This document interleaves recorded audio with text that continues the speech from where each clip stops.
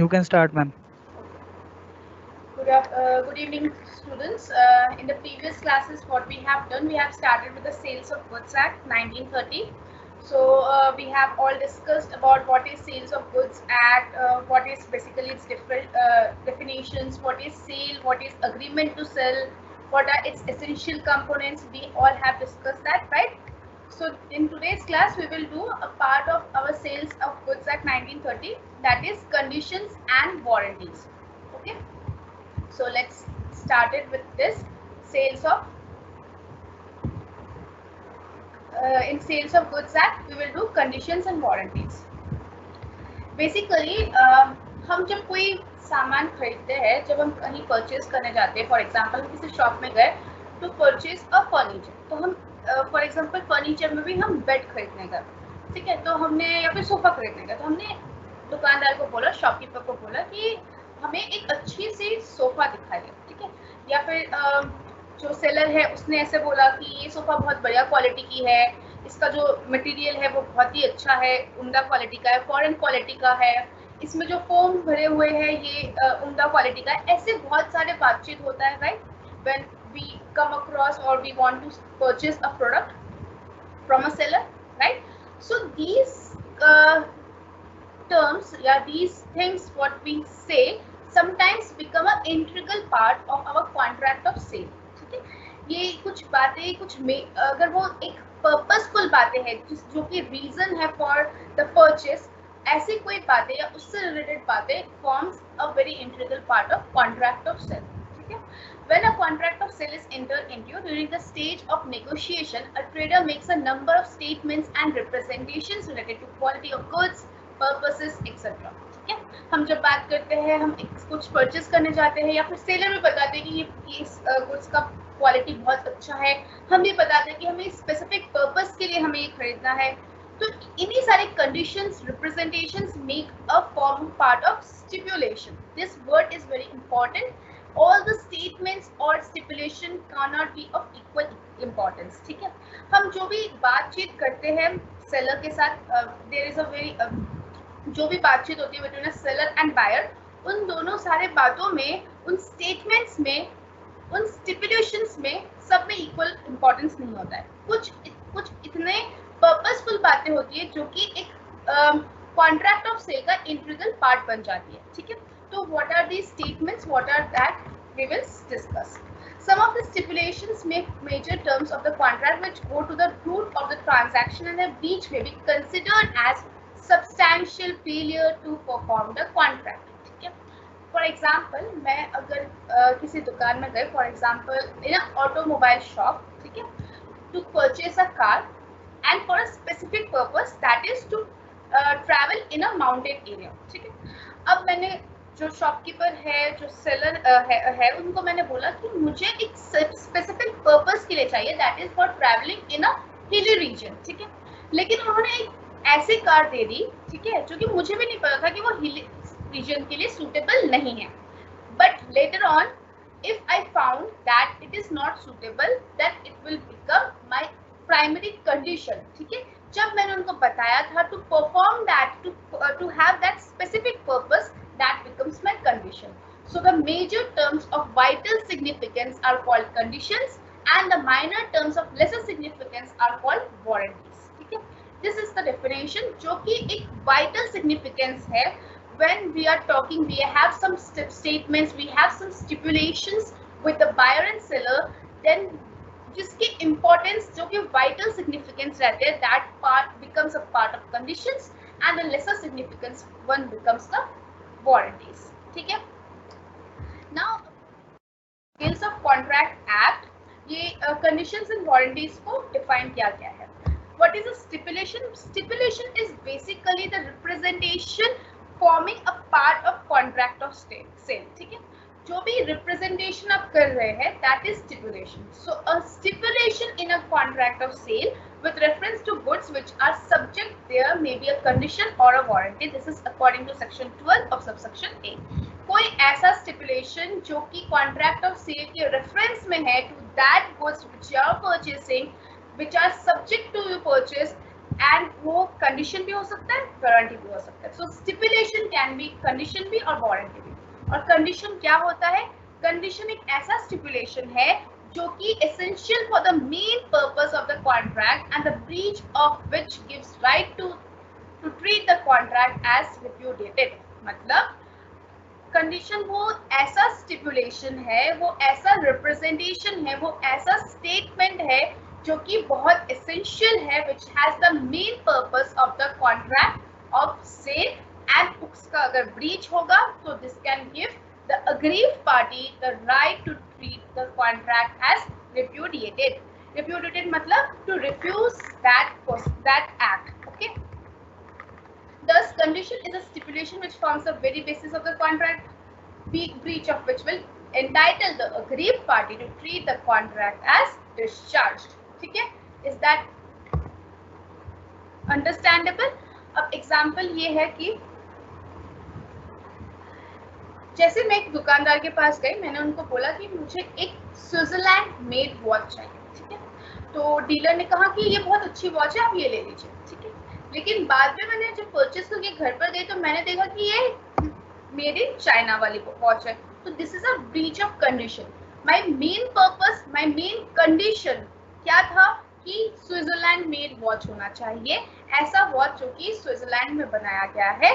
सो अगर शॉपकीपर ने, अगर डीलर ने, सेलर ने अगर मुझे दूसरे कंट्री का वॉच बेचा है, so this is a breach of condition. ठीक है? And the buyer's stipulation is essential to the main purpose of the contract. ठीक है? हुआ है कि this is of Baldry versus Marshall, where जो B है वो M के पास गए. M एक मोटर कार डीलर है और उन्होंने कहा कि मुझे एक कंफर्टेबल कार चाहिए सुटेबल फॉर टूरिंग पर्पस. ठीक है? मैं टूर कर सकूँ, ऐसे पर्पस के लिए मुझे कार चाहिए. तो यहाँ पर उन्होंने क्या किया, एक्सप्लिसिटली उन्होंने बताया है, उन्होंने खुद से इन स्पोकन टर्म्स में बताया है कि उनका पर्पस क्या है उस कार को खरीदने का. ठीक है? लेकिन एम ने क्या किया, जो डीलर है शोरूम के, उन्होंने Bugatti car they the which was not suitable for touring purpose. ठीक है? सो बी ने क्या किया, अब जब वो घूम कर आया उसको पता चला कि it is not suitable for touring purpose. ठीक है? So now he has the right to reject the car and recover the price. So, the suitability of car for touring purpose was a condition of the contract, non-fulfillment of which defeated the very purpose of contract. As such, B was entitled to reject the car and get back the price of the car. ठीक है? So, this is about the condition. ठीक है? अब warranty क्या होता है? Warranty एक ऐसा stipulation है जो कि जो मेन पर्पस से अटैच्ड है. ठीक है? That is collateral to the main purpose. वो मेन पर्पस नहीं है, वो वाइटल नहीं है, बट वाइटल से भी थोड़ा कम है. ठीक है? A breach is a stipulation collateral to the main purpose of the contract, the breach of which gives rise to claim for damages but not the right to reject the goods and treat the contract as repudiated. अगर breach of condition होता है तब the aggrieved party के पास क्या right है कि वो उस कॉन्ट्रैक्ट को डिस्चार्ज कर सकते हैं, उस कॉन्ट्रैक्ट को रिप्यूटेटेड कर सकते हैं. But when a warranty has been breached, ठीक है, जब एक वारंटी का ब्रीच होता है तब the agreed party can only claim the damages and he can not discharge the contract. ठीक है? So this is the basic difference between condition and warranty. ठीक है? So this is about warranty. अब आते हैं हम express and implied conditions and warranties क्या होते हैं. ठीक है? Which is very important for your exam कि एक्सप्रेस और implied conditions and express and implied warranties क्या होते हैं. एक्सप्रेस कंडीशंस क्या होते हैं? एक्सप्रेस कॉन्ट्रैक्ट जैसे मैंने समझाया था आपको कि जो कि आप बाय रिटन, बाय स्पोकन आप बता रहे हैं, सो दैट इज एक्सप्रेस. सिमिलरली यहाँ पर एक्सप्रेस कंडीशन वही कंडीशन है जिसका जो आपने सेलर को बताया है कि this is the purpose of my purchasing. You have expressively said that by writing और through oral you have said that. But implied क्या होता है? That is through gesture. Okay? So gesture के थ्रू कैसे या फिर कौन से हिडन वे के थ्रू कंडीशंस हो सकते हैं, we will study that. Implied conditions are those which are automatically incorporated by the law in the contract. जो कि लॉ ने बताया है, जो लॉ के अंतर्गत है, that is automatically incorporated, those are implied conditions. And similarly express warranties वही होते हैं जो कि आप स्पोकनली आप ओरल और रिटन वे में बताते हैं between the two parties, that is the express warranties. Express warranties का एग्जांपल है जैसे आपने किसी कंपनी का फैन खरीदा, ठीक है, या फिर एसी खरीदा, तो साथ में एक वारंटी कार्ड दिया जाता है. So that is a express warranty. Okay, but it अगर कोई कुछ लॉ ने ऑटोमेटिकली इनकॉर्पोरेट किया है, so that is implied warranty. Okay, so अब हम पढ़ते हैं what is implied conditions of warranties. अब इम्प्लाइड कंडीशंस ऑफ वारंटीज पढ़ने से पहले वो तभी खत्म हो सकता है, इम्प्लाइड कंडीशंस तभी खत्म हो सकता है जब आपने एक्सप्रेसिवली बातचीत कर ली होगी अपने दोनों पार्टीज के बीच में, या फिर by the course of dealings you have expressively said that ये जो इम्प्लाइड कंडीशंस है जो कि लॉ की तरफ से वो मैं नहीं मानता, वो आपने पहले ही बता दी, तो फिर ये इम्प्लाइड कंडीशंस लागू नहीं होंगे. ठीक है, so these are some of the ways through which implied conditions in a contract of sale may be cancelled or valid. Okay? So now what are the ways of implied conditions? The various implied conditions incorporated by the law into the contract contained in sections 14 to 17. क्या क्या है? First is condition as to title. This is come under section 14 of subsection A. अब आप जिससे भी सामान खरीद रहे हैं, आप इस गुड फेथ में खरीद रहे हैं कि वो जो गुड का पोजीशन है, टाइटल है, मैं उसी पर्सन से खरीद रहा हूँ. ठीक है, मतलब in every contract of sale the implied condition is that the seller has right to sell the goods and he will have the right to sell the goods in case of an agreement to sell at the time when property is to pass.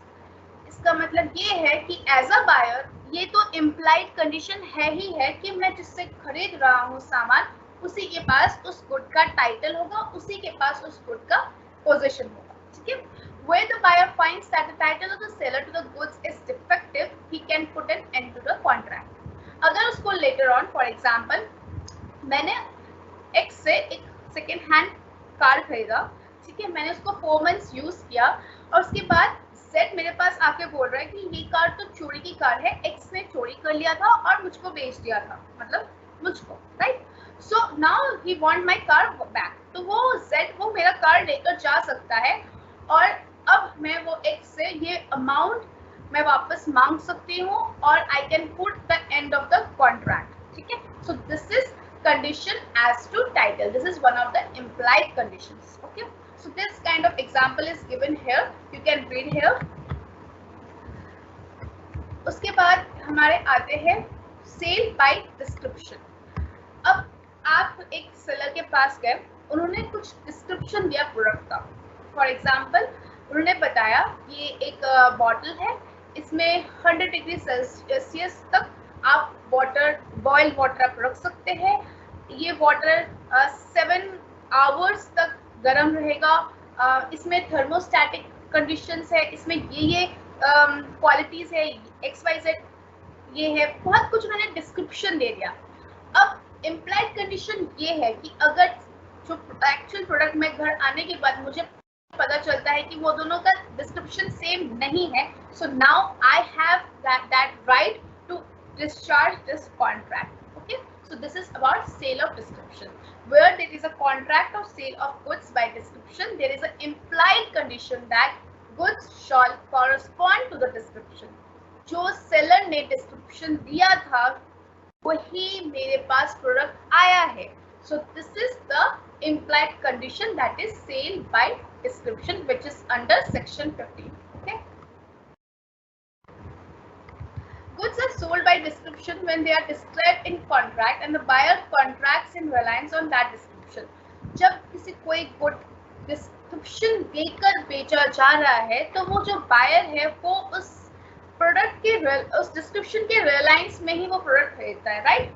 So a sale by description includes any sale in which subject matter is identified by quality, place of origin, mode of packing, date of manufacturing, time of discharge और delivery number, brand etcetera.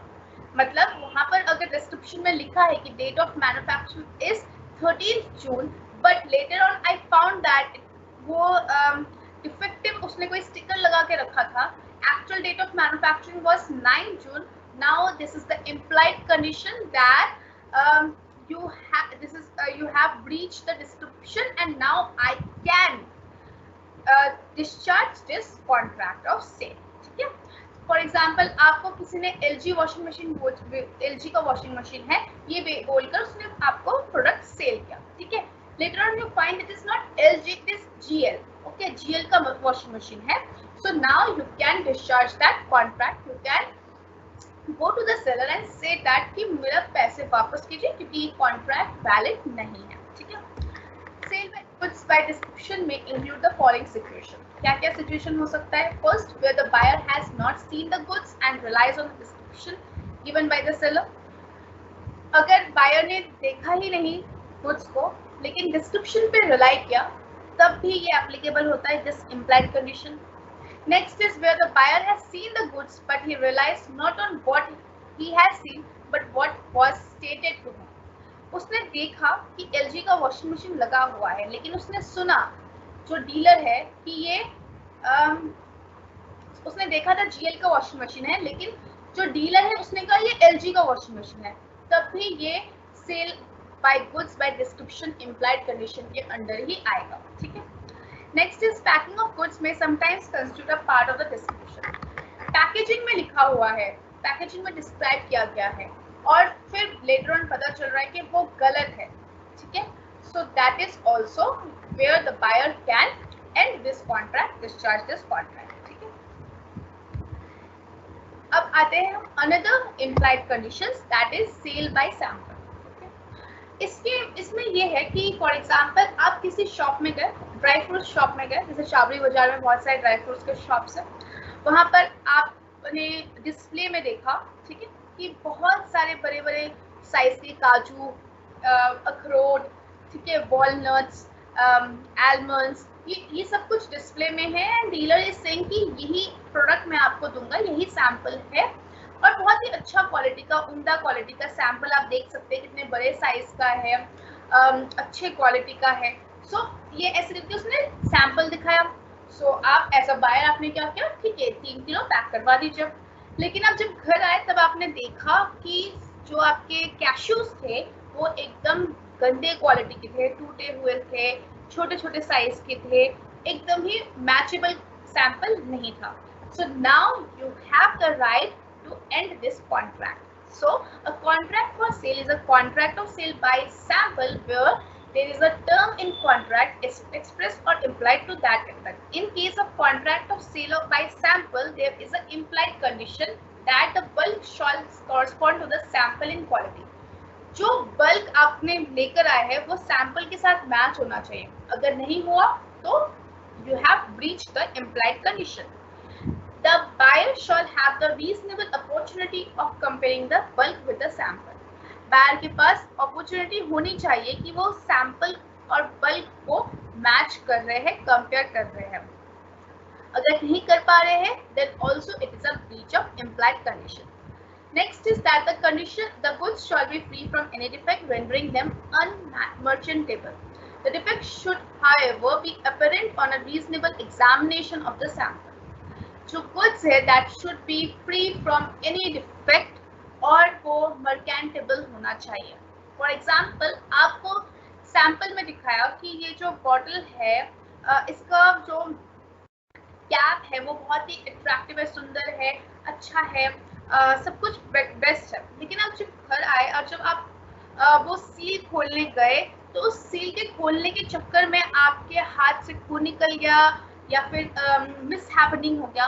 सो ये क्या था, मर्केंटेबल goods नहीं था। सो this is a defect.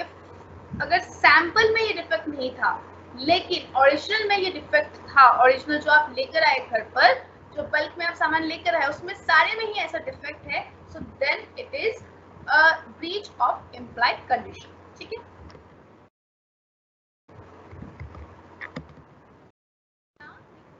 Sale by sample as well well as description.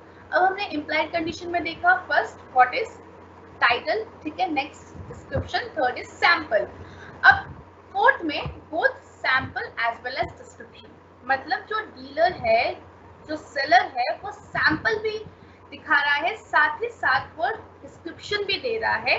That is the implied condition that the bulk good shall correspond with both the sample and the description. When the goods supplied to do correspond only with the sample and not the description or vice versa, this amounts to breach of condition and buyer is entitled to reject the goods. For example, आपने एक दुकान में गए और दुकान वाले ने आपको एक ऑयल दिखाया, ठीक है, कि ये जो ऑयल है वो डिस्क्राइब किया कि बहुत उम्दा क्वालिटी का है, यहाँ से आया है, ऐसे ऐसा है, वैसे वैसे बहुत अच्छी अच्छी क्वालिटी डिस्क्राइब किया उन्होंने, और उन्होंने एक सैंपल भी दिखाया जिस सैंपल में वो तेल समझ में आ रहा था। आपके घर आप जब लेकर आए तब आपको वही सैंपल का ही बल्क मिला, ठीक है, लेकिन जो डीलर ने बोला था कि उम्दा क्वालिटी का है वो नहीं था। क्यों? वो कि मिक्स्ड ऑयल था, दो क्वालिटी के ऑयल का मिक्सचर था, लेकिन उसने डिस्क्राइब गलत किया था। So as a result it is a breach of contract, जहां पर सैंपल और डिस्क्रिप्शन दोनों दिखाया गया, उनमें से एक भी कॉरेस्पॉन्ड नहीं कर रहा है सैंपल का with the bulk, so this will be result to breach of condition and buyer is entitled to reject the goods. That is implied condition as to quality or fitness.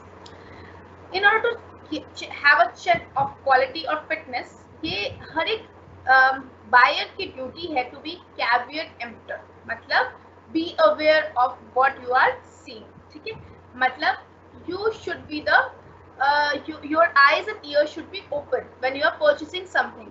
आप सब खुद जिम्मेदार है, आप जिस सामान को खरीद रहे हैं आप उसकी खुद जिम्मेदार है। So implied condition as to quality of fitness में यूजुअली ये कहा जाता है कि there is no implied condition to as to quality or fitness for a particular purpose or goods supplied. According to the rule of caveat emptor, it is the duty of the buyer to see and satisfy himself whether the goods purchased will be suitable for his purpose or not. ये एक purchaser की duty है कि वो देखे, वो जांच पड़ताल खुद करे कि जो सामान वो खरीद रहे हैं वो उनके लिए सूटेबल है कि नहीं, उसके पर्पस के लिए सूटेबल है कि नहीं, ठीक है। So this caveat emptor we will do it later on in the class, detail में करेंगे, लेकिन अभी तक आपको ये समझना है कि जब implied condition as to quality of fitness है, फर्स्ट कंडीशन यही है कि इसमें कोई इम्प्लाइड कंडीशन नहीं लगता है एज सच, क्योंकि ये कहा जाता है कि इन टर्म्स ऑफ क्वालिटी आप एज अ परचेसर आप खुद एक सामान की क्वालिटी को चेक करेंगे, you should be aware of your product, ठीक है। लेकिन कुछ किसी चीज में this implied condition as to quality of fitness applicable होता है। क्या क्या? जहां पर बायर ने स्पेसिफिकली पर्पस बता दिया है अपना, ठीक है। जैसे कि हमने देखा कि मैंने सिंपली आपको पर्पस बता दिया, मैं जब एक कार खरीदने गई कि मुझे ट्रैवलिंग पर्पस के लिए चाहिए, वो भी हिली रीजन में, राइट। सो अगर मुझे नहीं मिल रहा है वैसी car, so that is I have said this is for a particular purpose and they have not keeping that in mind और मुझको उन्होंने दूसरा प्रोडक्ट सेल कर दिया, so that is a breach of contract and that is a breach of implied condition as to fitness or quality, right? अब इसमें भी तीन पार्ट्स आते हैं। There will be breach of implied condition as to quality or fitness of goods for any particular purpose provided the following conditions are satisfied. First, जो buyer है उसने expressively और इम्प्लाइडली बोला हो डीलर को कि मेरा पर्पस क्या है उस गुड्स को खरीदने का। सेकंड, जो बायर है वो जो डीलर है उसके स्किल्स एंड जजमेंट पर रिलाई कर रहा है। फॉर एग्जांपल केमिस्ट, आप केमिस्ट के शॉप में जाकर आप बोलते हैं कि पैरासीटामोल दीजिए, ठीक है, या फिर कोई XYZ मेडिसिन दीजिए। सो या फिर आप ये बोलते हैं कि फीवर हुआ है, मुझे ये वाला मेडिसिन चाहिए। You are now relying his skill and judgment कि वो जो मेडिसिन देगा वो सही मेडिसिन देगा, ठीक है। The third is the goods are of description which are sold by the seller in ordinary course of business. मतलब उस गुड्स में कोई डिस्क्रिप्शन पहले से ही हो, that makes it a this particular purpose, जहां पर सेलर बायर ने सेलर को बताया है कि there is a particular purpose, और उसके अलावा भी पर्पस बताने के बावजूद भी अगर सेलर ने दूसरा प्रोडक्ट दिया है, then it is a breach of implied condition as to quality और fitness. The purpose is made known by implications. ये पहला वाला आपने पर्पस एक्सप्रेसिवली बताया, ठीक है. सेकेंड वाले में आपने इम्प्लाइड किया, अपने through certain cases the purpose of which the goods are required is implied in the article itself, और it may be ascertain from the nature of transaction of the article purchase. जो सामान आपने खरीदा या जिस purpose के लिए खरीदा वो इम्प्लाइड है when you are purchasing that product. For example, आप पेट्रोल खरीद रहे हो तो ऑब्वियसली आप पेट्रोल गाड़ी चलाने के लिए खरीद रहे हो, राइट. अगर आप मेडिसिन खरीद रहे हो तो ऑब्वियसली आपकी तबीयत खराब है तभी आप मेडिसिन खरीद रहे हो, ठीक है. अगर आपने पर्पस आपके इम्प्लीकेशंस के थ्रू बता दिए, लेकिन अगर सेलर वो इम्प्लीकेशंस को पूरा नहीं कर, वो पर्पस को के अलावा दूसरा कोई प्रोडक्ट दे रहा है, ठीक है, then it is a breach of that implied condition as to quality. ठीक है. In the case law Priest versus Last, P went to L, a retail chemist, and asked for a hot bottle water. He had no knowledge of the hot water bottles and inquired before buying whether the bottle would stand boiling water.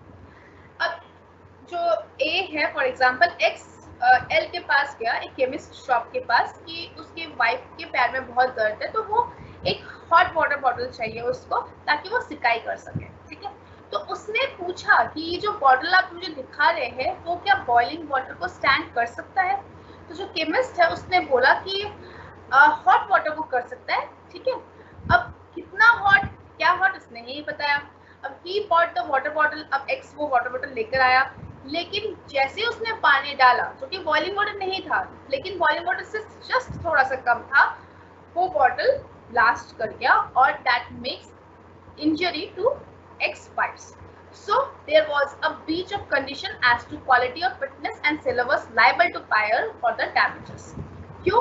क्योंकि यहाँ पर purpose expressively बताया था P ने, ठीक है. X ने expressively chemist को बताया था कि ये पर्पस है, मेरे वाइफ के पैर में दर्द हो रहा है तो सिकाई करवाना है, तो ये बॉटल उसने इंक्वायर किया, बट स्टिल उसके पर्पस को फुलफिल नहीं किया और दूसरा वाटर बॉटल उसको शो किया. So this is breach of the implied condition, ठीक है. Exceptions to implied conditions as to fitness और क्वालिटी. कुछ केसेस में एक्सेप्शंस हो सकता है जहां पर जो गुड्स आप खरीद रहे हैं वो आप सेवरल पर्पस के लिए यूज कर रहे हैं, ठीक है. The buyer must disclose the purpose to the seller for which he requires the goods. Otherwise, the seller will not liable for the breach of implied condition as to quality or fitness. ठीक है. Next is where the goods are sold under patent or trademark. किसी के patent या trademark के under आप cell कर रहे हैं तो वहां पर buyer has not relied on skill or judgment of the seller. For example, अगर आप पैरासीटामोल सेल कर रहे हैं buyer, तो वो एक पेटेंट और ट्रेडमार्क के अंडर है. So यहाँ पर you can't say that you can't rely on the seller's skill and judgment.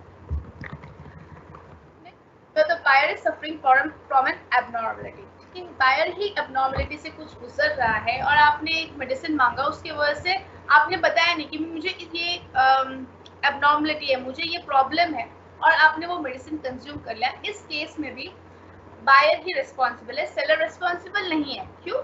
क्योंकि बायर ने तो बताया ही नहीं कि he is suffering from an abnormality. About implied conditions. Now we will go to the implied warranties. Before that, I will take some doubts if you have any relating to implied conditions.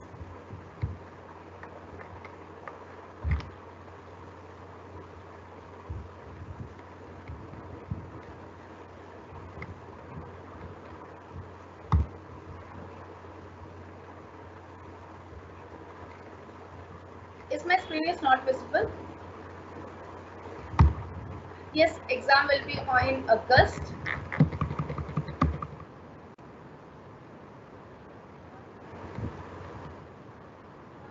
Can someone please give me the Google Drive link ताकि मैं यहाँ publish कर दूँ, तो जिसके पास नहीं है वो सेव करके रख सकते हैं. I provide a Google Drive link जहाँ पर मैं बाकी जो भी मैं क्लास में डिस्कस करती हूँ, जो भी नोट्स मैं प्रोवाइड करती हूँ, मैं उसी एक पीडीएफ में डालती हूँ, उसी फाइल में पोस्ट करती हूँ, तो you can access from there. ठीक है Shashi, will post after the class. Sales of Good Act, Kamlesh. I think so it is clear from your side. So now moving to the next topic, that is implied warranties. Okay, implied warranties, अभी आपको समझ में आ गया warranty क्या है, which is collateral to the major terms. ठीक है, जो मेजर टर्म्स से कोलेट्रल है उतना ज़्यादा इम्पोर्टेंट नहीं रखता है, that is warranties. Warranties can be express warranty and implied warranty. Express warranty वो वारंटी होता है जो कि एक्सप्रेसिवली थ्रू ओरल और थ्रू रिटन सेलर बायर को बताते हैं, दैट इज एक्सप्रेस वारंटी. जैसे आपका warranty card when you are purchasing any product, right? So that is a express warranty. अब आते हैं इम्प्लाइड वारंटीज. इम्प्लाइड वारंटीज चार टाइप के इम्प्लाइड वारंटीज होते हैं इन contract of sale. First is implied warranty of quiet possession. मतलब आप अगर कोई प्रोडक्ट खरीद रहे हैं, जब आपके पास उस चीज का पोजीशन आ रहा है, so you will be the sole possessor of that and you will enjoy it quietly, right? मतलब आप कोई दूसरा झंझट नहीं लाना चाहेंगे जब आप एक प्रोडक्ट खरीद रहे हैं. This means that this warranty is an implied assurance you have given by the buyer that he shall have and enjoy quiet possession of goods without any disturbance from the seller or the third party. If there is a breach of this condition, the buyer can claim damages from the seller. When we are talking about conditions and warranties, दो differences हमने देखा था. क्या जो conditions होते हैं उसमें अगर breach होता है, इधर एक्सप्रेस कंडीशन में या फिर इम्प्लाइड कंडीशन में अगर ब्रीच होता है तो you can discharge the contract. But अगर इम्प्लाइड या एक्सप्रेस वारंटीज अगर ब्रीच होता है, then you can't discharge the contract, you can only claim the damages from the seller.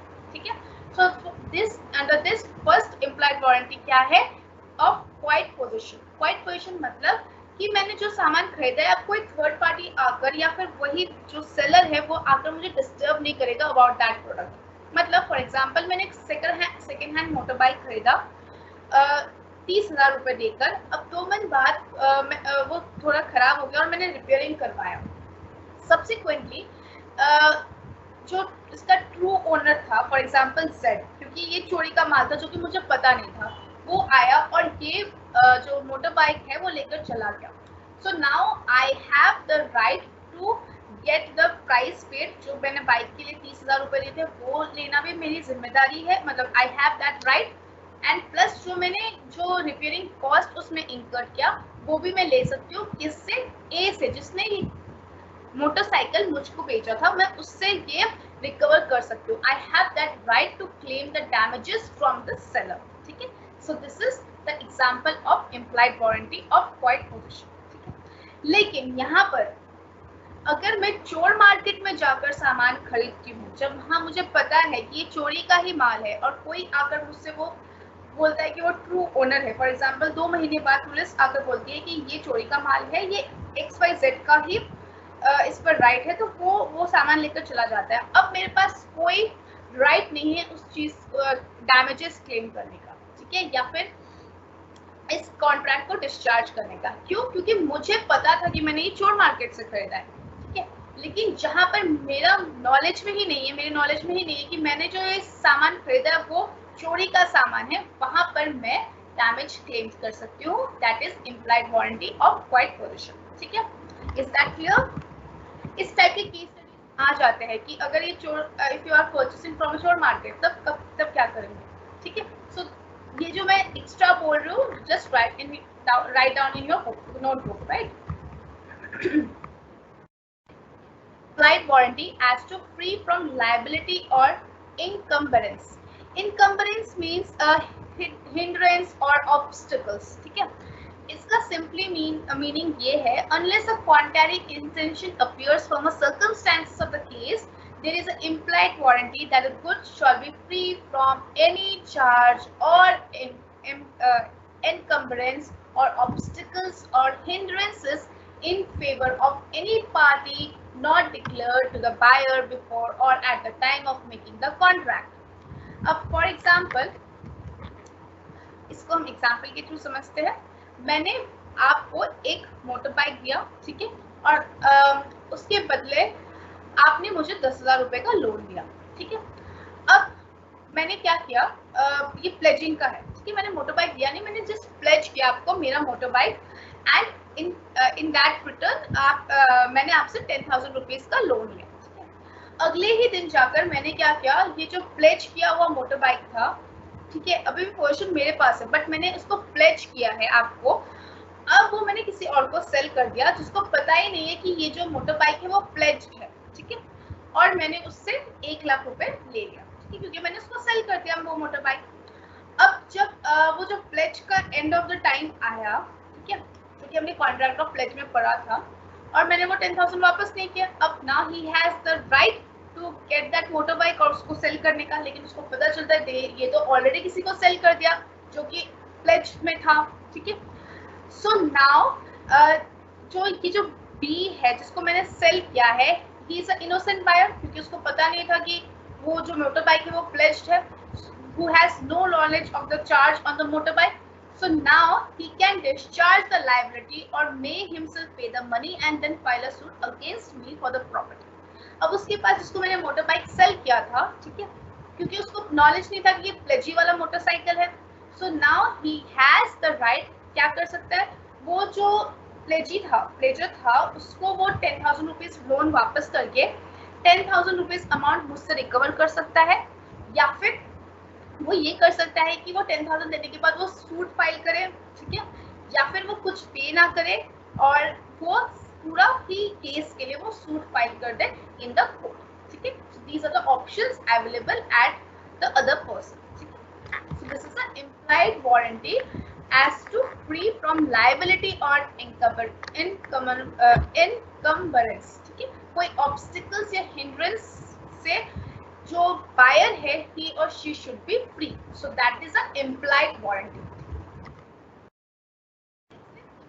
Warranty as to quality or fitness by usage of trade. Implied warranty as to quality or fitness of a particular purpose may be annexed by usage of trade, ठीक है, मतलब एक चीज से अगर किसी consequence से attached है, so that is an implied warranty. इसको example के थ्रू समझते हैं।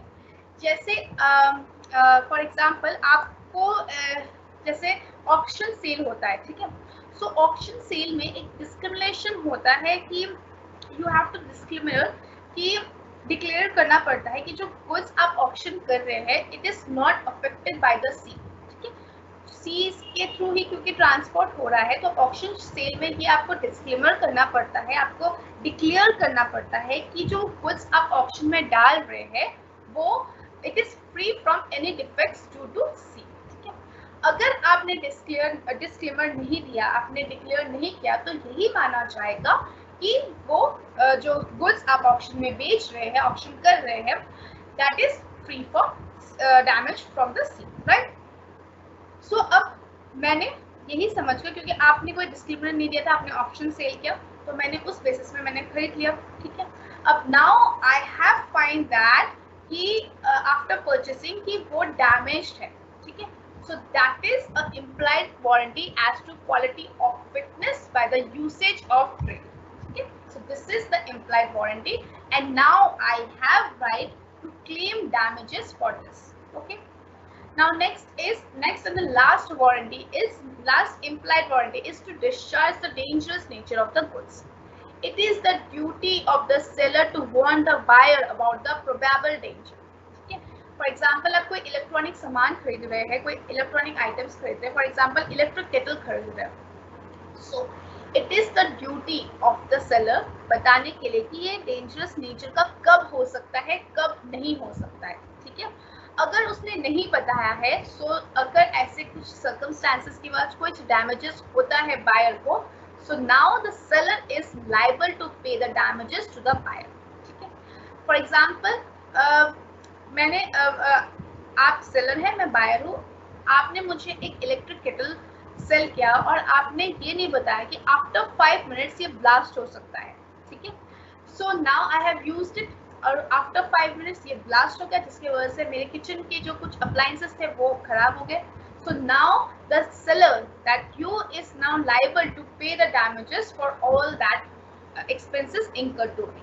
So it is an implied warranty to disclose the dangerous nature of the goods. Okay? So this is all about implied conditions and implied warranty, which is important. Okay? Doctrine of caveat emptor. ये भी एक question बहुत important है, ये भी आ जाता है. ठीक है, this is very similar to the implied condition. So मैं ये फिर से रिपीट नहीं करूंगी, सेम चीज ही है, बट मैं आपको एक बार समझा देती हूँ क्या है ये डॉक्ट्राइन ऑफ केविएट एम्प्टर. ये जो केविएट एम्प्टर है, this is made of a combination of two Latin terms. ठीक है, this derived from two Latin words. The caveat means caution और be aware, and the term emptor means purchaser और the buyer. So इसका मतलब क्या है? Let the buyer behaviour. ठीक है, सो आपको एग्जाम में आ सकता है, explain the doctrine of caveat emptor. Then you have to remember कि ये कौन से कॉन्ट्रैक्ट में था, कौन से सेल्स ऑफ गुड्स एक्ट में, कौन से चैप्टर में था, कौन से टॉपिक है. So you have to get to that. ठीक है, so you have to read these terms, और this is very similar to the implied conditions. Okay, so इसमें ये कहा गया है कि जो बायर होता है, he must act as a third eye and ear. उसके आंखें कान सब कुछ खुला होना चाहिए जब वो एक सामान खरीद रहा है. It is the duty of the buyer to thoroughly examine the goods which he intends to buy. If the goods turn out to be defective or do not serve his purpose, he cannot blame anybody except himself. अगर उसने purpose नहीं बताया है और ऐसे ही खरीद कर लेकर आ गया, तब वो किसी को ब्लेम नहीं कर सकता है. ठीक है, अगर उसने जांच पड़ताल नहीं की और डिफेक्टिव निकला, तब भी वो किसी को ब्लेम नहीं कर सकता है. So it is the duty of the buyer to be the third eye and ear, to be aware of what he is purchasing.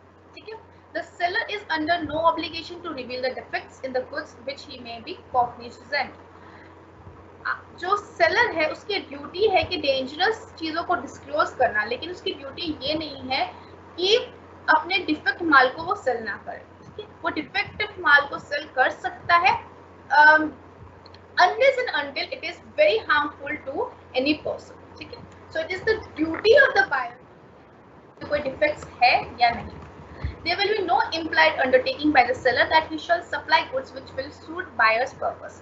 अगर बायर्स ने बायर ने अपना पर्पस ही नहीं बताया है, तो सेलर की कोई ऑब्लिगेशन या कोई ड्यूटी ही नहीं है कि वो बायर के पर्पस को फुलफिल करे. Okay, the rule of caveat emptor is applicable in the following cases. क्या क्या केसेस है जहाँ पर जो सेलर है वो एक्सक्लूसिव डीलर ऑफ गुड्स नहीं है, जहाँ पर बायर ने एग्जामाइन किया है. ठीक है, इन सारी चीजों पर वो ये केसेस एप्लीकेबल है the caveat emptor.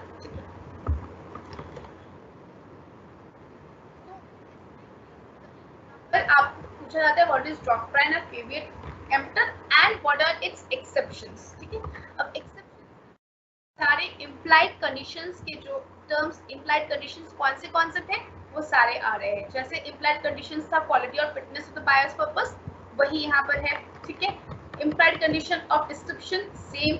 Implied condition of sample, implied condition of sample and description, all the things are same.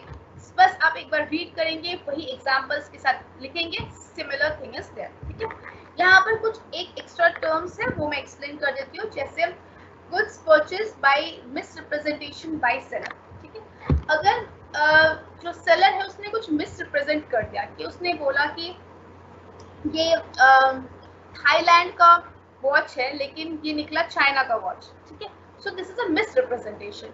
Now this is the exception to the caveat emptor. ठीक है, या फिर सेलर ने फ्रॉड किया. ठीक है, सो यहाँ पर भी this is the exception of that caveat doctrine of caveat emptor. Okay, इसके अलावा आपका गुड्स ऑफ मर्केंटेबल क्वालिटी, यहाँ पर जो गुड्स है दैट शुड बी मर्केंटेबल, मतलब वो बेचने लायक होना चाहिए. ठीक है, ऐसा नहीं होना चाहिए जिसके वजह से जो सेलर है, जो बायर है, उसको कुछ प्रॉब्लम फेस करना पड़ा है. इन सच अ वे, फॉर एग्जाम्पल बायर ने एक सैंपल चेक किया या फिर बायर दुकान में गया, उसने देखा सारे बॉटल्स के जो कॉर्क है वो ऐसे ही ओपन होता है, धीरे से ओपन होता है, लेकिन वो जो परचेज करके लेकर आया उस वाले बॉटल का कॉर्क से वो जब ओपन हुआ उसको इतने जोर से सर में लगा, उससे उसका ब्रेन हैमरेज हो गया, right? So this is not comes under the doctrine of caveat emptor. It is an exception to that. That is goods of mercantile quality. Mercantile quality का goods होना चाहिए. Next is wholesomeness of goods. Where provisions and eatables are supplied, the seller has to ensure that they are free from adulteration and opt for human consumption. Otherwise, the rule of caveat emptor will not apply. जहाँ पर जो सामान है वो eatables है, ठीक है, जैसे सब्जी हो गए, डेयरी प्रोडक्ट्स हो गए, वहां पर ये सेलर की ड्यूटी है कि वो कोई एडल्ट्रेशन ना हुआ करे, मतलब कोई मिलावटी ना हो उसमें, और वो ह्यूमन कंजम्पशन के लिए हो. फॉर एग्जांपल एक डेयरी प्रोडक्ट है, वहां पर उसमें सेलर को पता था कि इसमें ऐसा एक वायरस है जिससे टाइफाइड हो जाएगा, तो वो बायर ने कंज्यूम किया और उसको टाइफाइड हो गया, उससे उसकी मृत्यु हो गई, ठीक है. So as a result, this is not, it is an exception of a caveat emptor, क्योंकि यहाँ पर जो seller है उसने ये ensure नहीं किया कि the goods which he is selling is free from adulteration. तो यहाँ पर the doctrine of caveat emptor does not apply. Okay. It's same as in implied conditions. Implied conditions में भी same था, वही example आपको यहाँ पर लिखना है. Next is consent obtained by fraud. अगर it is seller is under no obligation to reveal the defects in the goods sold to the buyer, but where the seller deliberately conceals a defects in the goods which is not visible on reasonable examination, then the rule of caveat emptor does not apply. For example, आप एक sofa खरीदने गए और वहां पर आपको दिख ही रहा है कि वो फटा हुआ है और उसका वो, लेकिन सेलर ने बताया कि नहीं ये क्रैक नहीं है, ये टियर्ड नहीं है, ये एक डिजाइन है. तो यहाँ पर उन्होंने एक फ्रॉड किया. This is consent obtain bye fraud.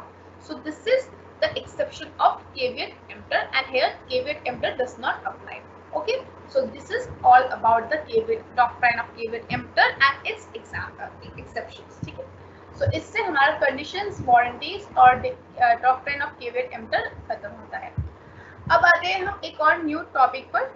Before that, if you have any doubts just tell मी.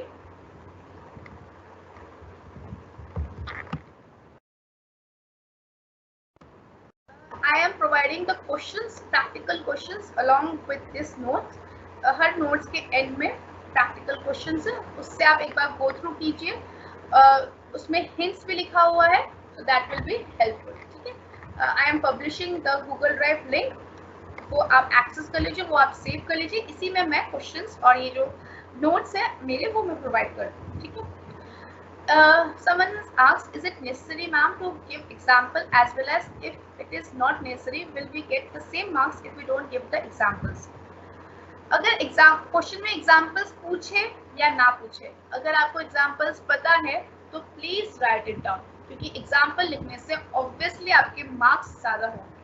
ठीक है, क्योंकि जो एग्जामिनी होगी, जो आपके पेपर को जो इवैल्यूएट कर रहा होगा, इवैल्यूएटर को ये एक अच्छा इंप्रेशन पड़ता है कि जो लॉ बोरिंग सब्जेक्ट क्यों कहा जाता है. अगर आप वैसे पढ़ेंगे तो बोरिंग लगेगा, लेकिन एग्जाम्पल्स केसेस के थ्रू पढ़ेंगे तो आपको लॉ बहुत इंटरेस्टिंग लगेगा. सो अगर आपने एग्जाम्पल ही नहीं दिया, आपने केस लॉज ही नहीं दिया, तो वो उतना मार्क्स फेच नहीं कर पाता है. So always try to give example. ठीक है, सारे पॉइंट्स में आप एग्जाम्पल ना दीजिए, लेकिन जिन जिन पॉइंट्स में आपको एग्जाम्पल्स याद आ रहे हैं आप एग्जाम्पल दे सकते हैं. उन पॉइंट्स में एटलीस्ट 2-3 पॉइंट्स में आउट ऑफ 6-7 पॉइंट्स में कम से कम आप एग्जाम्पल देने की कोशिश कीजिए. ठीक है,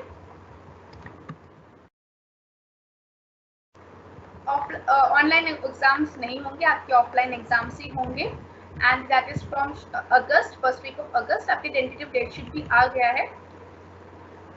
डॉक्ट्राइन मीन्स अ प्रिंसिपल. ठीक है, principle of this caveat emptor. Doctrine मतलब वो प्रिंसिपल होता है, that rules, that provisions, that is doctrine. Okay okay, moving to the next topic, we have 10 more minutes. Moving to the next topic, which is also very important, that is sales of that is sales in under sales of goods act, unpaid seller and his rights. अब unpaid seller को under section 45 of subsection 1 of sale of goods act के अंतर्गत unpaid seller को define किया गया है. Unpaid seller मतलब जिसको वो सेलर होता है जिसके जो बायर है उसने उसको पूरा अमाउंट, पूरा मॉनेटरी प्राइस दिया नहीं है, या फिर जो क्रेडिट पीरियड है, फॉर एग्जांपल मैं सेलर हूँ, आप बायर हो, ठीक है. मैंने आपको मेरा एक मोबाइल फोन, मैं एक मोबाइल फोन डीलर हूँ, मैंने अपना मोबाइल फोन आपको सेल किया है, ठीक है. और आपने that is amount to 50,000 rupees और आपने 30,000 रुपीज पे किया और 20,000 रुपीज पे नहीं किया. Now also I am an unpaid seller, ठीक है. कुछ भी अमाउंट, फॉर एग्जाम्पल 49,000 आपने पे किया, 1,000 आपने पे नहीं किया, तब भी मैं एक अनपेड सेलर कहलाऊंगी, ठीक है. सेकेंड पॉइंट इज, अगर मैंने आपको कोई क्रेडिट टर्म दिया है कि फॉर एग्जाम्पल आप ये फोन अभी रख लीजिए, आप मुझे 30 डेज बाद मुझे पैसे दीजिएगा. आपने बोला कि मैं अभी दे नहीं सकता, मैं 30 डेज बाद दूंगा. सो 30 डेज तक मैं अनपेड सेलर नहीं कहलाऊंगी, लेकिन जैसे ही 31st डे होगा उस दिन से मैं अनपेड सेलर कहलाऊंगी, ठीक है. So this is all about unpaid seller, who is an unpaid seller. According to section 45 subsection 1 of the Sale of Goods Act, the seller of goods is deemed to be an unpaid seller when the whole of price has not been paid or tendered. जब पूरा amount नहीं पे किया गया या फिर उसका कुछ हिस्सा पे नहीं किया गया. जैसे अगर पूरा 50,000 पे नहीं किया गया था मुझको जब मैंने आपको फोन बेचा, या फिर आपने 1,000 रुपए ही बस पे नहीं किया, 49,000 रुपीज पे कर लिया, और हमारे बीच में कोई ऐसी बात नहीं हुई कि वो मैं आपको 49,000 में ही फोन दे रही हूँ. अगर ऐसी कोई बात नहीं हुई है तो अभी भी आउटस्टैंडिंग है आपका वो 1,000 rupees. So also I will called as a unpaid seller. Second thing is when a bill of exchange or a negotiable instrument has been received as a conditional payment but which is subsequently dishonored. कोई bill of exchange आपने दिया था या फिर कोई check दिया था, negotiable instrument as a check, और वो बाउंस हो गया, ठीक है, dishonored हो गया. So also I will call as a unpaid seller. The term seller includes any person who is in position of a seller, as for instance an agent of a seller to whom the bill of landing has been endorsed, a consignor or an agent who himself paid or directly responsible for the price.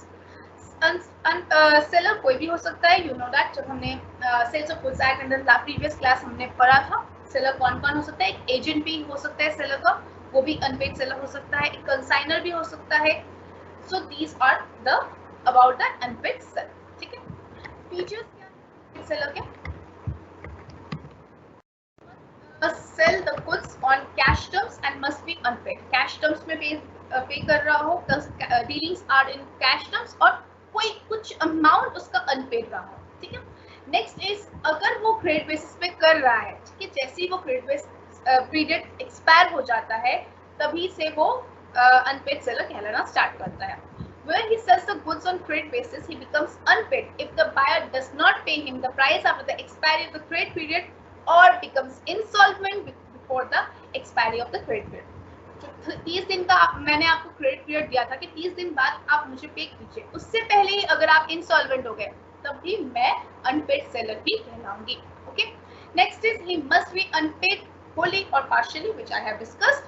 Even if substantial portion of the price has been paid, the seller becomes unpaid seller within the meaning of section 45 of Sales of Goods Act 1930. ठीक है. कोई भी amount होना चाहिए, होली हो सकता है, partially हो सकता है, लेकिन अगर कोई अमाउंट आउटस्टैंडिंग है, अनपेड है, so that makes me a unpaid seller. Okay. Price is paid through a negotiable instrument, example bill of exchange, check or PN, and the same has been dishonored, he is an unpaid seller. Where the seller has obtained a decree for the price of the goods and the same has not been satisfied, he is an unpaid seller. जहाँ पर price नहीं दिया गया, जहाँ पर negotiable instrument dishonour हो गया, bounce हो गया, वो ही अनपेड सेलर हो जाएगा. ठीक है. Seller is not a unpaid seller where buyer tenders the payment and the seller refuses to accept it. आपने मुझे 50,000 देने के लिए कहा कि मैं आज ही दे रही हूँ, लेकिन मैंने कहा नहीं मुझे आज नहीं चाहिए, आप 30 दिन बाद दीजिए, तब मैं अनपेड सेलर नहीं कहलाऊंगा. ठीक है. जहाँ पर आप देना चाह रहे हैं, बायर देना चाह रहा है और सेलर एक्सेप्ट नहीं कर रहा है, वो बोला नहीं नहीं अभी मुझे नहीं चाहिए, he refuses to accept it, then he is not termed as a unpaid seller. ठीक है, जैसे A sells his Wagoner car for 4 lakh rupees to B on cash terms and B has not paid the price. Suppose B pays 3,50,000 to A. A is an unpaid seller in both the cases where the whole of the price has been not paid and where the part of the price, that is 50,000, has not been paid, which we have discussed, right? Another example is A sells his motorbike to B for 60,000 and receives a check for the price. Subsequently, the check is dishonored and due to insufficiency of funds, A is a unpaid seller. अगर dishonor हो गया है तब भी वो एक unpaid seller होगा. ठीक है, so you can read the subsequent examples of this chapter. The main crux of this chapter, which is important, that is rights or remedies of an unpaid seller. ठीक है, ये जो टेबल है, ये जो चार्ट है, फ्लो चार्ट है, उसको अच्छे से याद कर लीजिए. कौन सा सेक्शन किसके अंडर आता है, क्या आता है. अगर आप सिर्फ ये टेबल भी बना के आएंगे ना तब भी आपको 2.5 मार्क्स मिल जाएगा आउट ऑफ 15. ठीक है, so this table, this flow chart is very important and this question is also very important. ठीक है, आप बाद में मत पूछिएगा कि कौन से क्वेश्चंस मैम इंपॉर्टेंट हैं. जब मैं क्वेश्चन टॉपिक पढ़ाती हूँ तभी मैं बोलती हूँ कौन से क्वेश्चंस ये आने के चांसेस ज्यादा होते हैं. ठीक है, सो ये क्वेश्चन आने के बहुत ज्यादा चांसेस है. Who is a unpaid seller and what are its rights and remedies. ठीक है, then you have to make this flow chart. Rights can be categorized into two terms, that is rights against the goods and right against the buyer personally. ठीक है, goods के against right हो सकता है या right against the buyer personally हो सकता है. आज क्योंकि टाइम हमारे पास कम है, we will cover only one part of this. ठीक है, बाकी वाले पार्ट हम subsequent classes में पढ़ेंगे. We have next class on Thursday from 11:30 to 12:30. वही हमारा previous time होगा. आज थोड़ी कुछ इमरजेंसी की वजह से I have to shift this time.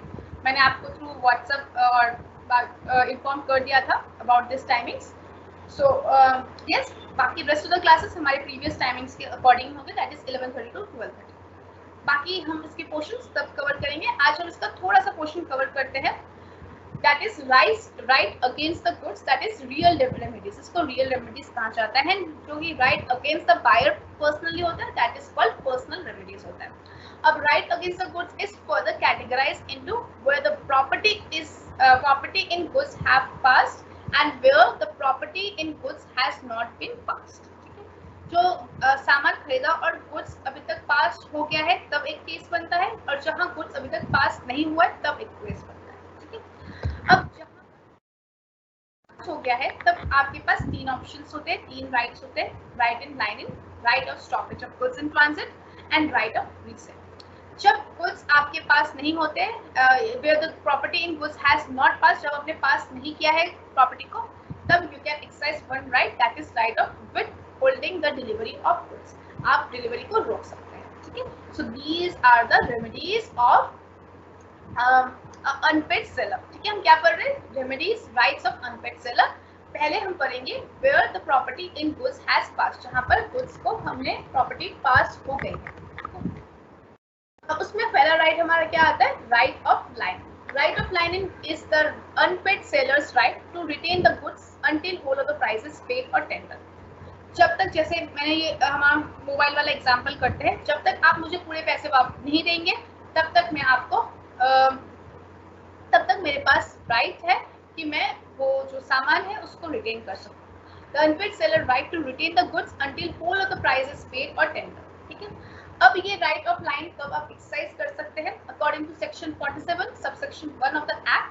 The unpaid seller who is in possession of the goods is entitled to exercise the right in the following case. जहां पर the goods have been sold without any stipulation as to credit. आपने बताया नहीं कि हमारे बीच में कोई ऐसी वार्तालाप नहीं हुई कि मैं आपको क्रेडिट पर बेच रही हूँ सामान. ठीक है, उस टाइम पर मैं आपको गुड्स सोल्ड किया है विदाउट एनी स्टिपुलेशन, या फिर वो क्रेडिट तब एक्सपायर हो गया, 30 दिन खत्म हो गए, 31st डे है आज, तब मैं ये राइट ऑफ लाइन एक्सरसाइज कर सकती हूँ. और कब मैं एक्सरसाइज कर सकती हूँ, तीसरा तब मैं एक्सरसाइज कर सकती हूँ जब बिफोर द क्रेडिट टर्म आप इंसॉल्वेंट हो जाते हैं. अब अगर आप इंसॉल्वेंट हो गए हैं तो मैं राइट ऑफ लाइन अप्लाई कर सकती हूँ. ठीक है, अ पर्सन फिर आता है what are the important points regarding unpaid sellers lien. ठीक है, so this is not as such important. reading, ठीक है. The next part, that is section 50 to 52, ठीक है. पहला राइट क्या था? Right of line. अब सेकेंड राइट हमारा क्या है? Right of stoppage of goods in transit. जो गुड्स आपके से निकल चुका है, जो कि ट्रांजेक्शन में है, कोई थर्ड पार्टी उसको ट्रांसपोर्ट कर रही है बायर तक, तब आपके पास राइट है कि उस गुड्स जो ट्रांजिट में है उसको स्टॉप कर सके, ठीक है. So this is the meaning. What is the meaning? The right of stoppage in transit means the right to stop further transit of the goods while they are with a carrier for a purpose of transmission to the buyer. किसी transport career के पास है, इस purpose से उसको buyer तक पहुंचाने की purpose से. So to resume the possession and to retain them until payment or tender of the price. जब तक आपको पूरा पेमेंट नहीं मिल जाता तब तक आप उसको रिज्यूम कर सकते हैं, रिटेन कर सकते हैं, ठीक है. Thus, the right is just an extension of the right of lining because it enables the seller to regain possession even when the seller has parted with the portion of goods. आप ये लाइनें से similarity क्यों है? क्योंकि आप as a seller you can regain the possession again, क्योंकि वो ट्रांजिशन में था, अभी तक बायर तक पहुंचा नहीं था. सो आप क्या कर सकते हैं? आप जो आपके कैरियर है, जो ट्रांसपोर्टेशन है, जो सेलर से बायर तक पहुंचा रहे थे, उसको बोल सकते हैं आप रुक जाइए, वो सामान उसने अभी तक पैसे पूरे नहीं दिए, आप मुझे वापस कर दीजिए, ठीक है. So you have that right of stoppage of goods in transit in according to the section 50 to 52 under Sales of Goods Act 1930, ठीक है. According to section 50 of the act, the right of stoppage of transit can be exercised by seller subject to the following conditions. क्या क्या conditions हो सकते हैं? The seller must be unpaid either wholly or partially. जो unpaid seller के conditions थे वही conditions यहाँ apply होंगे.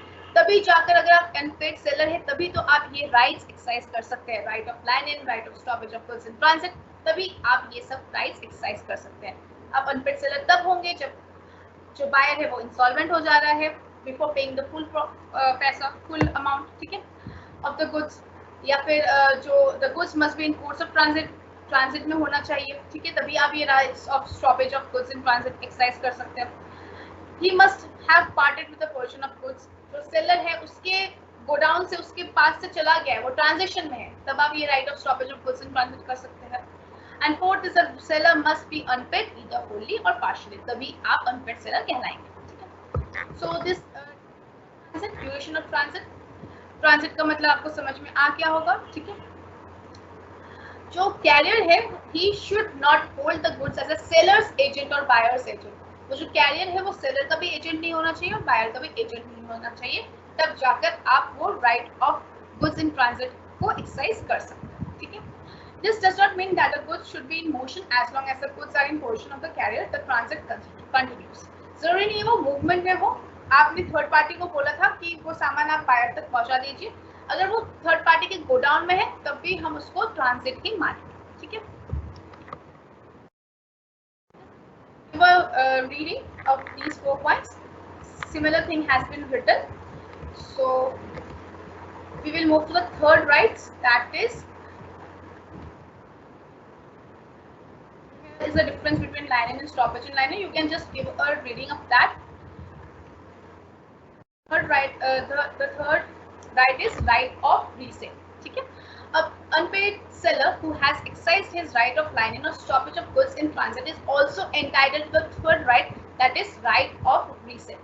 This right is transferred to as resale because there has been already a sale by which the property therein has passed to the buyer. एक already cell हो चुका था seller and buyer के बीच, अब इसको हम रीसेल इसलिए बोल रहे हैं क्योंकि वो राइट ऑफ लाइन जहाँ पर आपने गुड्स का पोजीशन आपने रख लिया और स्टॉपेज भी कर दिया गुड्स को, इस केस में आप रीसेल भी कर सकते हैं, ठीक है. The unpaid seller can exercise the right of resale in the following circumstances. किस circumstances में आप right of resale कर सकते हैं?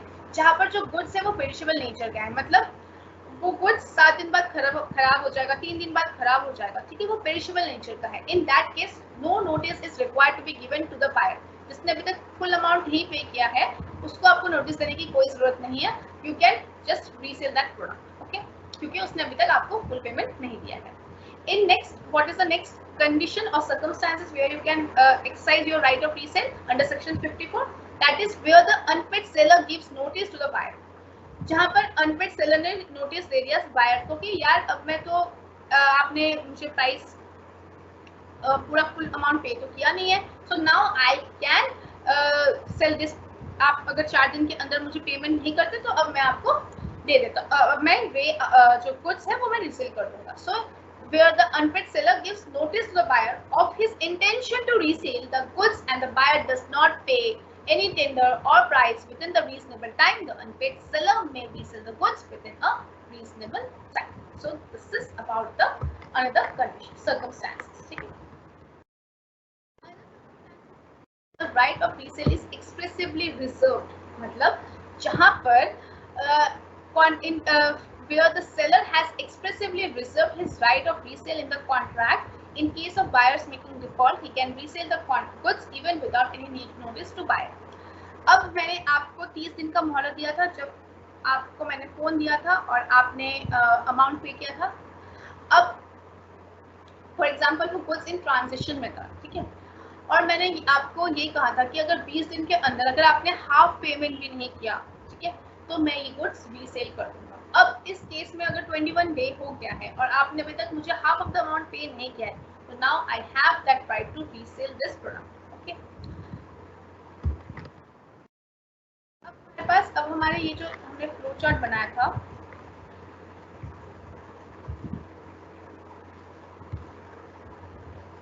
where the property in goods has passed, ठीक है, वहां पर हमने 3 राइट्स पढ़ लिए, right of lien in, right of stoppage of goods and right of resale.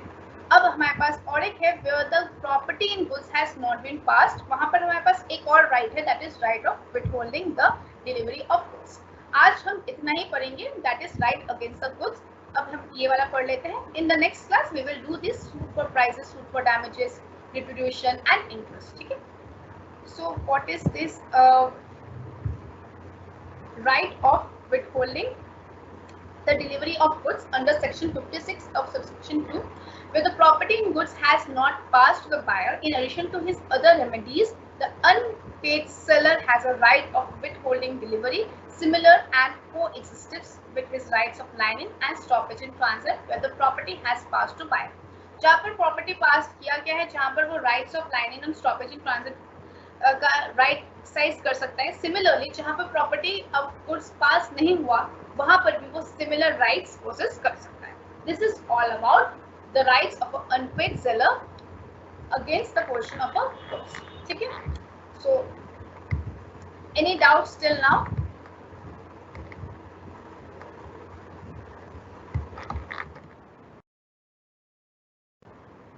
College allot कब होंगे, ये सब आपको नोटिफाई कर दिया जाएगा।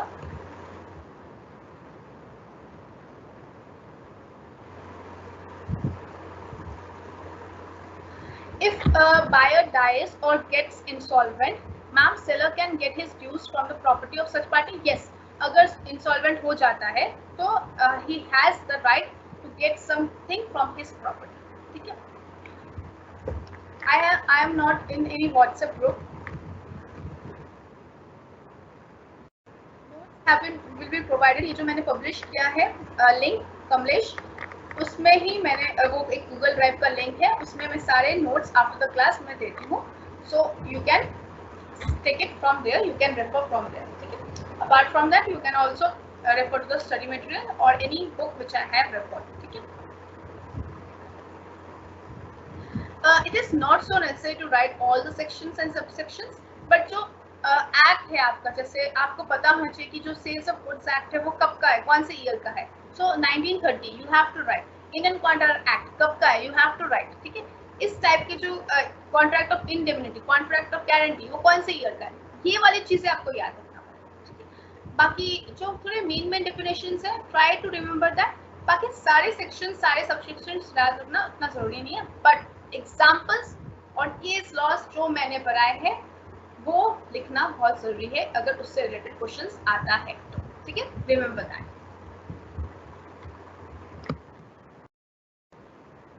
Business loss paper will be of 75 marks, फिर उसको वेटेज देकर उसको 100 मार्क्स में कन्वर्ट कर दिया जाएगा, ठीक है Nisha. So I guess that's all for today. Any doubts, anything else you want to tell me, then you can ask me to the chat box. This is all about today's class. अभी हम next class में rights of unpaired seller पढ़ेंगे, ठीक है। इसमें ये 4 damages बचे हैं। स्टिल मैं ये जो पीडीएफ है आज के तीनों पीडीएफ्स मैं दे दूंगी। तीनों इसमें से एक पीडीएफ ऑलरेडी मैंने गूगल ड्राइव में दे दिया है, बाकी 2 मैं अपलोड कर दूंगी, ठीक है। जस्ट ऑलवेज एक रीडिंग कर लीजिएगा जब भी क्लास हो जाती है, उसके बाद एक रीडिंग कर लीजिएगा तो अंडरस्टैंडिंग आपकी ज़्यादा इंक्रीज हो जाती है। साथ ही साथ आप आफ्टर द क्लास एक और बार रिकॉर्डिंग सुन लीजिए, तो इससे जो पॉइंट्स जहाँ पर आपको डाउट्स होते हैं वो क्लैरिफाई हो जाता है। और इन दैट केस अगर फिर भी आपको प्रॉब्लम है तो you know that you can contact me through mail and through Teams app, ठीक है। So that's all for today. Thank you everyone. There is no assignment.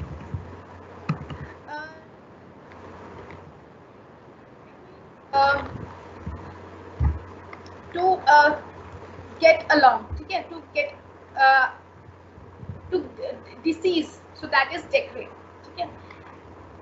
exact meaning you can get from the Google, ठीक है। so I think so that's all for today. We will meet in the next class, that is on Thursday. We will do this the remaining portion of suit and other parts, ठीक है। एक और चीज़ मुझे बोलना था, ये जो हर एक पीडीएफ के एंड में मैंने ये प्रैक्टिकल प्रॉब्लम्स दिए, जस्ट गो थ्रू दैट, ठीक है। कभी कभार इनमें से बहुत सारे क्वेश्चंस आ जाते हैं, इसमें हिंट्स भी दिए हुए हैं, हर एक क्वेश्चन के नीचे हिंट्स दिए हुए हैं। आपके पेपर में 1 या 2 क्वेश्चंस प्रैक्टिकल प्रॉब्लम्स रिलेटेड आता ही है। सो जो मैंने पढ़ाया है उससे रिलेटेड जो भी प्रैक्टिकल प्रॉब्लम्स है जो आपके सिलेबस में है, उसी के अकॉर्डिंग आप एक बार गो थ्रू कीजिए, उसके हिंट्स देख लीजिए। हिंट्स से ही आपको समझ में आ जाएगा कि किसमें कौन सा आंसर लिखना है, ठीक है। अगर ऐसा क्वेश्चन आया तो सिर्फ 3 लाइन में आंसर मत लिख कर आइएगा, जो एक्चुअली जैसे ये वाले क्वेश्चन में अनपेड सेलर के बारे में, तो obviously you have to write about all the unpaid seller की जो भी राइट्स एंड रेमेडीज है। जैसे इसमें is entitled to exercise the right of stoppage in transit, so you have to write about this right of stoppage in transit, ठीक है। So this is all, मतलब आपको हिंट से समझ में यहाँ पर दिया गया है ताकि आपको समझ में आए कि क्वेश्चन का आंसर क्या होगा, बाकी यू हैव टू एक्सप्लेन, ठीक है। हर एक पीडीएफ के एंड में मैंने ये क्वेश्चंस मैंने पुट ऑन किए हैं, so just go through that. Okay, thank you. Okay, I will get back to you about the decree in suit in injunction. जब मैं सूट इन इंजेक्शन पढ़ाऊंगी तब I will get to that, ठीक है। That's all for today. Thank you, and just go and read well. We will meet on Thursday, same timing, that is 11:30 to 12:30. Okay, thank you.